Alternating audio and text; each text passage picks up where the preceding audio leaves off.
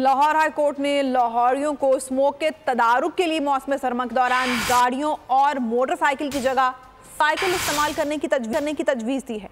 Remarks ये हैं कि सर्दियों के 4 माह में साइकिल किराए पर देने का सिलसिला शुरू किया जाए या इब्तिदा में ये सहूलत मुफ्त में भी फराहम की जा सकती है। ऐसा प्लान मसरूफ इलाके से शुरू किया जा सकता है।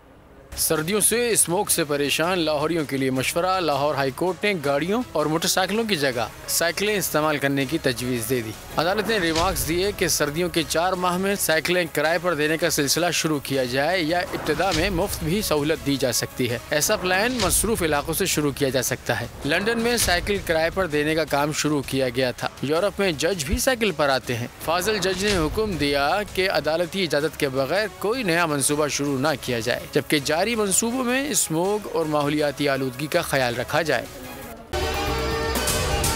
अगर आपको ये वीडियो पसंद आई है तो हमारे चैनल को सब्सक्राइब करें और बेल आइकन को प्रेस करें।